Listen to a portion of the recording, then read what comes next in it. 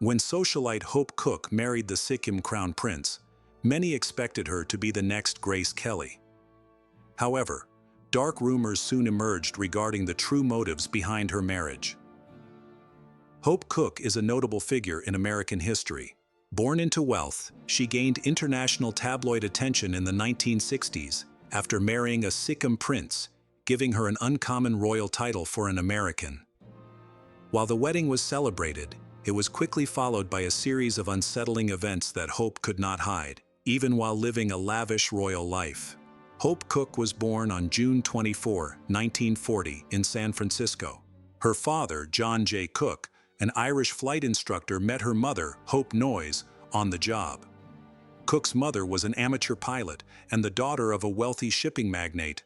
Hope was named after her mother. Tragically, both parents abandoned her early in life. Her father left shortly after her birth, and her mother died in a plane crash when Hope was just 2 years old. It is believed that her mother flew with a nearly empty gas tank, and Hope later claimed in her autobiography that she suspected her mother took her own life. Growing up, Hope was never informed about the fate of her mother's remains, as her family avoided the topic. After their mother's death, Hope and her older half-sister moved to New York to live with their maternal grandparents.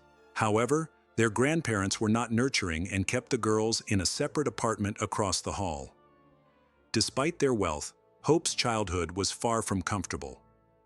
Her grandparents showed little interest in parenting, and the sisters were raised by a series of governesses, some of whom treated them cruelly. In her autobiography, Hope describes the abuse she suffered from one particularly strict governess who used a coat hanger. It is unclear how much their grandparents knew of this mistreatment, but they likely did not intervene. Relief came tragically when Hope's grandfather died when she was 12, followed by her grandmother 3 years later. As a minor, she then moved in with her aunt and uncle, who led a glamorous life due to her uncle's diplomatic career. This period sparked Hope's interest in adventure. After some persuasion, her aunt and uncle allowed her to finish high school in Tehran, a vibrant change that exposed her to extravagant parties with Iranian politicians and royalty. This experience broadened her cultural horizons and ignited her fascination with Asia. After completing high school in Iran, Hope Cooke attended Sarah Lawrence College. Inspired by her travels and a brief visit to India, she was eager to study Asian history. Unfortunately, that was not available to freshmen, so she was required to take European history instead. However, leveraging her privilege, her professors permitted her to focus her papers on India. Throughout her studies, Hope traveled to India multiple times, falling in love with its landscape and people, and eagerly seeking any opportunity to return. One justification for a significant trip to Darjeeling in 1959 was Hope Cooke's claim that she was there to take a typing course. However, she gained much more than just typing skills. Hope Cooke had a taste for luxury, even in India, and chose to stay at the Windermere Hotel, a lavish colonial establishment. During her stay, she met Palden Thondup Namgyal, the Crown Prince of Sikkim, and they quickly formed a deep and unexpected bond. The Crown Prince, who had recently lost his wife, saw in Hope someone who could fit into his life. Although they seemed like an unlikely couple, Hope later revealed in her autobiography that she was a young student captivated by Indian spirituality and searching for a sense of belonging in the country. According to Hope, the Crown Prince was looking for a mother figure for his children. However, if you had asked them at the time, they would have told a different story. They connected emotionally as both had experienced lonely childhoods filled with trauma. The Crown Prince had to stop his education at the age of 6 due to malaria, which left him isolated from other children. Hope reflected in her journal that the prince may have had an even sadder childhood than hers. This shared understanding led the Crown Prince to propose to Hope after only their second meeting, and she eagerly accepted. Later, when asked why she agreed so quickly, she mentioned that she was drawn to his sad eyes. Despite their quick engagement, they did not marry for another 2 years. Hope and the Crown Prince were excited to plan their wedding for 1962. but they faced an unexpected delay. Indian astrologers and various signs indicated that the upcoming year was not favorable for weddings. Taking these superstitions seriously, they decided to postpone their plans. Hope Cooke and Prince Namgyal finally married on March 20, 1963, in a Buddhist monastery, where they wore traditional scarves during the ceremony. This made Hope the first American-born queen consort of Sikkim, a rare position, with only actress Grace Kelly having a similar title after marrying the Prince of Monaco in 1956. After the wedding, Hope moved to Sikkim and was surprised by the stark contrast between her new home and New York City. The beautiful Himalayan landscape, with its emerald hills and snow-capped mountains, was a refreshing change. Although she had traveled extensively, Hope quickly adapted to her new surroundings and seemed more captivated by the idea of settling into her palace than by her new husband. However, she did express a strong desire to start a family, stating, "I want a family so much. I want to fill this nest and make it a real home." With her marriage, Hope became the stepmother to the Crown Prince's 2 sons and 1 daughter, a role she embraced wholeheartedly. She grew fond of her stepchildren, possibly seeking to reclaim the childhood she had lost. Hope and the Crown Prince eventually had 2 children together, adding to the dynamics of their household. However, her transition to life in Sikkim was not easy.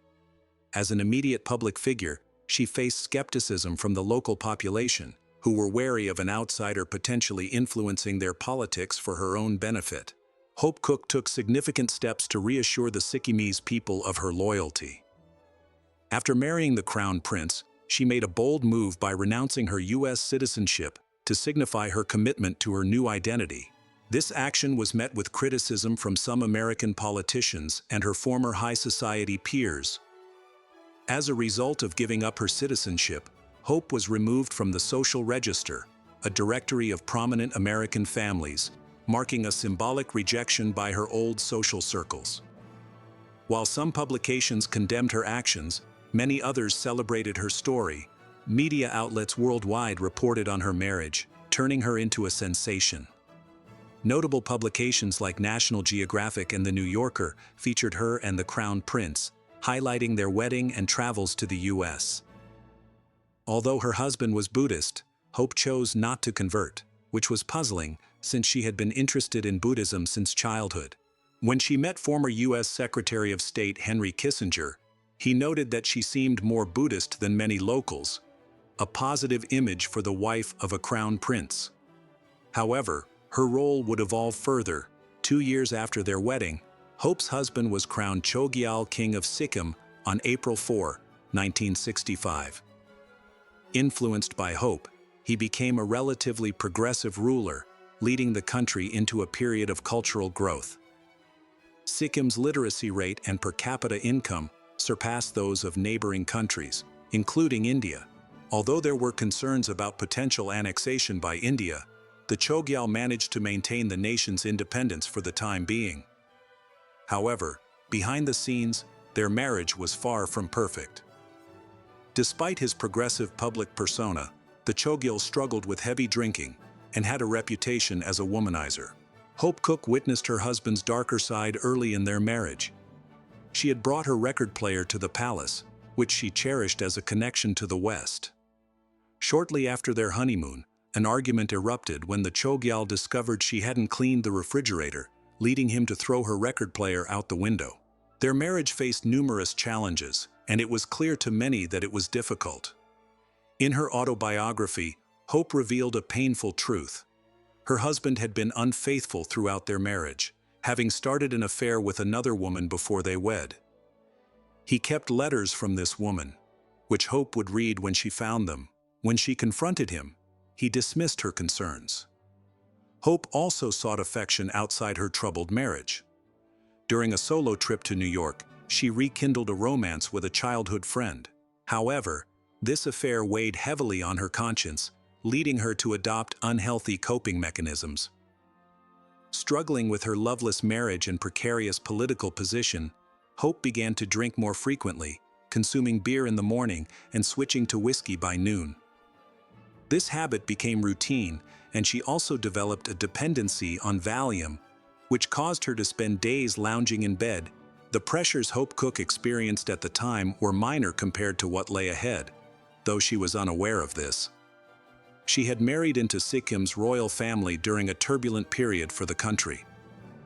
Despite some progressive ideas from the Chogyal, discontent with the monarchy was growing. By 1973, widespread protests were demanding democratic reforms.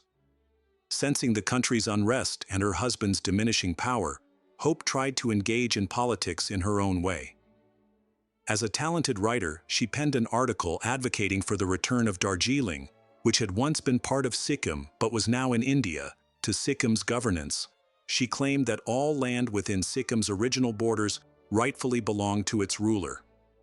Unfortunately, this move backfired. Tensions escalated in 1975 when large crowds of Sikkimese citizens marched to the palace to protest against the monarchy. Like her marriage, Hope's influence was fading rapidly. The culmination of her and her husband's struggles came on April 10, 1975, when he was officially deposed and placed under house arrest. Plans were made for Sikkim to merge with India as a state under Indian authority. Just a decade earlier, Hope had made history as the first American-born queen consort of Sikkim, but now she would also become the last. She did not linger to enjoy any advantages that might come from this title. Due to her status as an outsider, her article was criticized as insensitive and unhelpful, further straining relations with the already hostile Indian government. Her involvement in political issues only increased skepticism about her, with some elites suspecting she was a CIA operative. Her attempt to influence the situation had failed. Shortly after her husband's deposition, Hope Cooke returned to New York City with her 4 youngest royal children. Her 2 biological children and 2 stepchildren. She tried to establish a new life, adopting a casual style to blend in. Within weeks, she was settling in, but her renounced citizenship posed a challenge. Some members of the House were displeased with her renunciation and refused to support her citizenship reinstatement. Eventually, a compromise was reached, allowing her to obtain residency instead. In 1980, 5 years after her husband lost his title, their marriage officially ended in divorce. However, the worst was still to come. Just 2 years later, her ex-husband died of cancer in New York, where he had also relocated. Despite these hardships, Hope Cooke persevered. Once driven by her passions worldwide, she found fulfillment in New York City, the place she had moved to after losing her parents. She became a successful writer and historian, teaching at Yale and her alma mater, Sarah Lawrence College. Reflecting on her experiences with Sikkim and her marriage, she later stated, "I'm a different person now. If I had a sense of myself when I married, I wouldn't have lost my boundaries in Asia." Hope currently resides in Brooklyn, continuing her work as a writer, historian, and lecturer. Although her fairy tale ended tragically, the postscript of her life may well be the true fairy tale she was meant to have.